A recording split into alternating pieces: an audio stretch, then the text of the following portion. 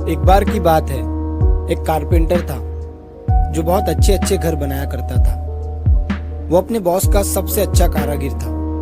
उस कारपेंटर के जैसा घर पूरे शहर में कोई नहीं बना सकता था। जब भी कोई इंसान उसके हाथ का बना हुआ घर देखता तो वो उसकी बड़ी तारीफ किया करता था। तो ये कारपेंटर 40 साल से अपने बॉस के लिए काम कर रहा था और अब उसकी उम्र 60 साल की हो गई थी। उसने सोचा कि मुझे अब रिटायरमेंट ले लेनी चाहिए। तो वो अपने बॉस के पास पहुंचा और बॉस से कहा कि बॉस, मुझे अब रिटायरमेंट चाहिए।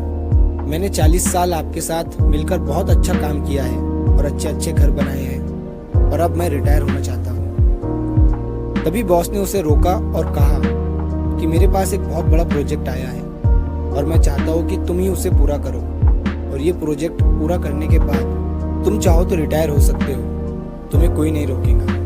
तो अब वो बेचारा कारपेंटर रिटायर होने के मूड से आया था, लेकिन बॉस ने जाते जाते एक और काम दे दिया और 2 महीने तक अब और काम करना पड़ेगा।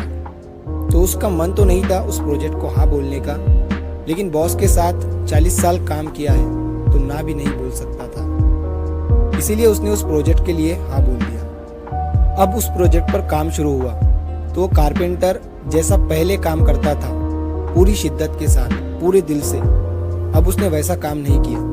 उसने बहुत ही ढीले तरीके से और जैसे तैसे करके उस घर को बना दिया। उस कारपेंटर ने अपनी पूरी जिंदगी में अगर कोई खराब घर बनाया होगा तो वो ये घर था। जब पूरा काम करके वो अपने बॉस के पास पहुंचा और उन्हें उस घर की चाबियां दी, तो तभी बॉस ने उस कारपेंटर को रोका और उस घर की चाबियां उसे वापस दे दी और कहा कि तुम मेरे सबसे बेहतरीन कारीगर हो और तुमने मेरे साथ 40 साल काम किया है और अब तुम रिटायर हो रहे हो, इसलिए मैं तुम्हें एक तोहफा देना चाहता था, और वो तोहफा ये घर है जो तुमने अभी अभी बनाया है। उस कारपेंटर ने जैसे ही ये सुना, उसके मुंह से ये शब्द निकला, काश, काश अगर मुझे पता होता कि ये घर मेरा ही होने वाला है तो मैं इस घर को अपनी पूरी जिंदगी का सबसे अच्छा घर बनाता। इस घर को मैं अपनी पूरी शिद्दत और मेहनत से बनाता।